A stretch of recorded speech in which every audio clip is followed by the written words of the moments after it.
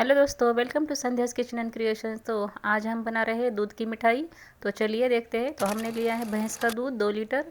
Bag हमने इस तरह से कट की है ताकि ये रिसाइकलिंग हो जाए। तो हमने आयरन की कढ़ाई ली है, लोखंड वाली। तो इसमें हमने सारा दूध डाल दिया है। अब हम इसे हाई फ्लेम पर कैंची से चलाएंगे इस तरह से। बार बार हमें ये चलाना है ताकि ये नीचे लग ना जाए। तो चलिए अब हम बनाते हैं साइट्रिक एसिड का पानी। तो ये हमने 1 टीस्पून साइट्रिक एसिड लिया है। तो अब उसमें हम 1/4 कप पानी डालेंगे, यानी आधा कप, और उससे भी थोड़ा सा ज़्यादा। तो ये हम साइड को रखते हैं। अब दूध की तरफ चलते हैं।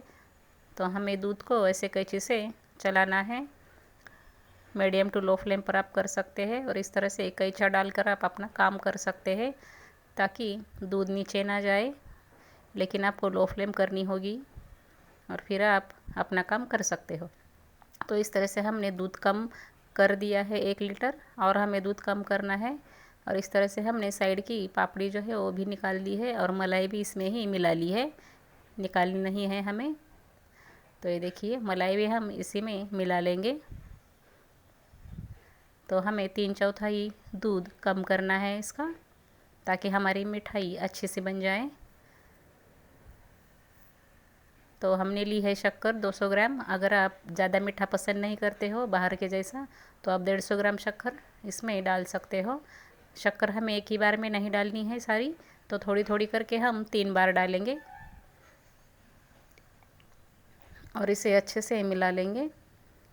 तो 3 बार हमने शक्कर डाल दी है, 200 ग्राम ली थी।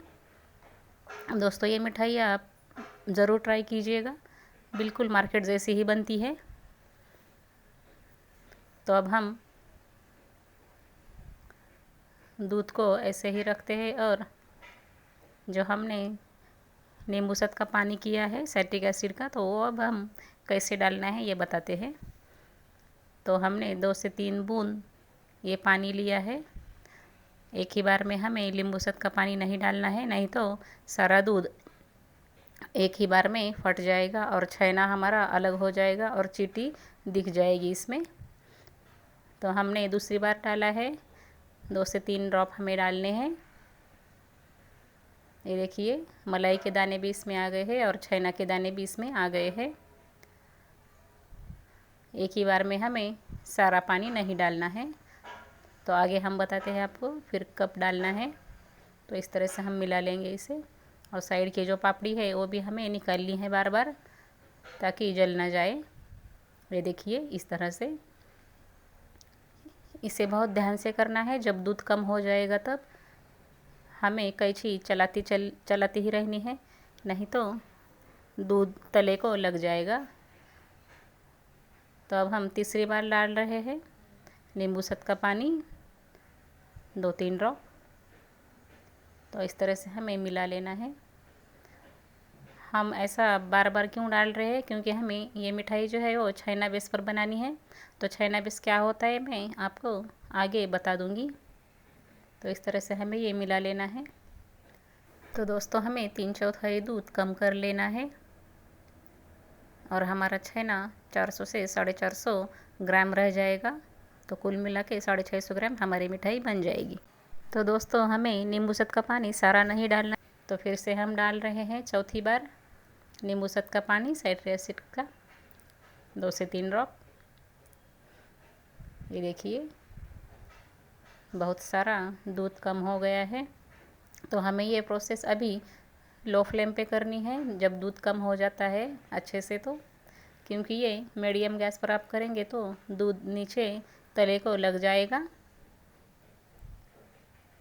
दोस्तों, अगर आप एल्युमिनियम की कढ़ाई में बना रहे हैं तो उसका कलर ग्रीन या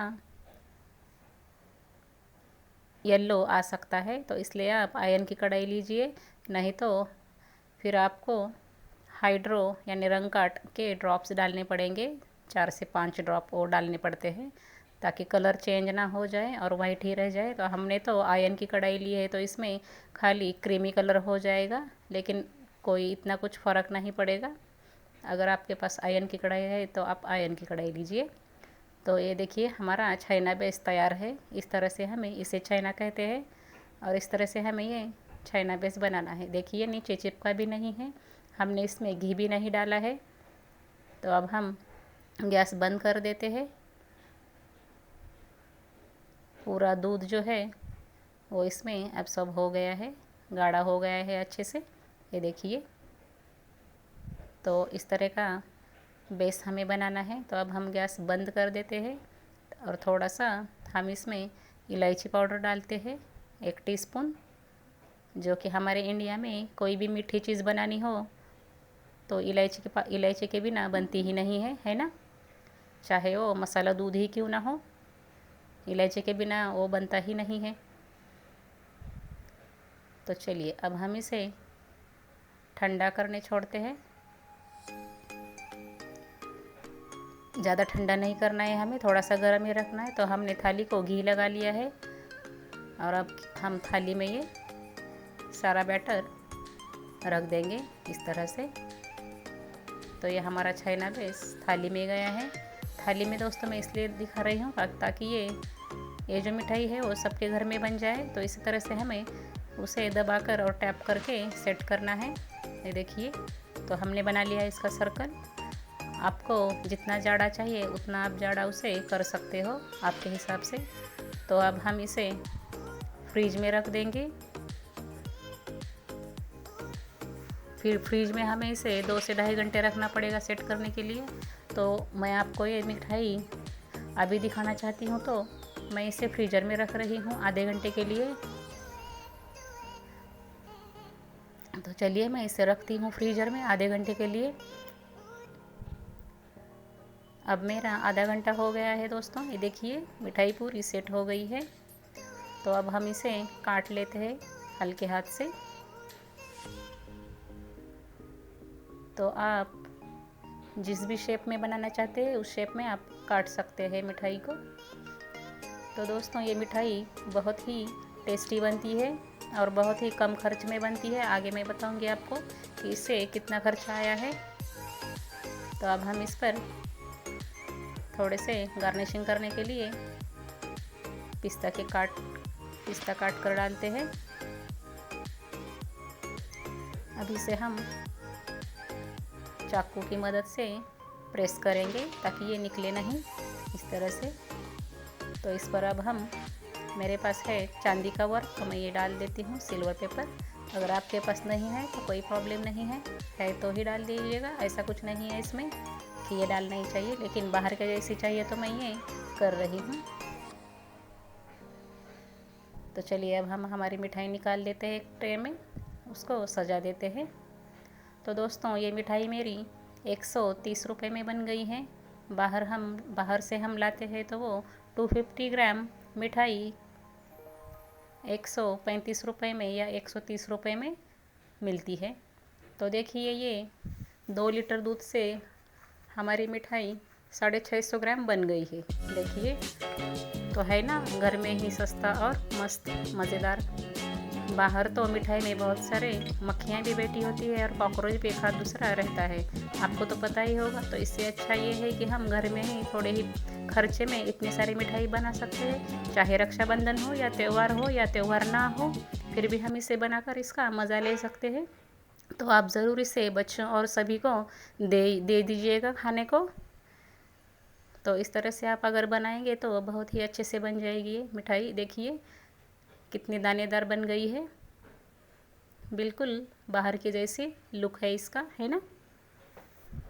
अगर आपको दोस्तों ये रेसिपी पसंद आई हो तो ज़रूर लाइक कीजिएगा, अपने दोस्तों को शेयर कीजिएगा। सबके घर में ये मिठाई बननी चाहिए, है ना। अगर आप मेरे चैनल पर दोस्तों नए हैं तो जल्दी से सब्सक्राइब कीजिएगा। ये देखिए मैं आपको नज़दीक से दिखा रही हूँ मिठाई कितनी अच्छी दिख रही है, और टेस्ट में तो बस पूछो ही मत, बहुत ही अच्छी लगती है। मैं तो बार बार बनाती हूँ, मेरे बच्चों को भी बहुत पसंद है और सबको पसंद है हमारे घर में। तो बनाएंगे ना आप भी।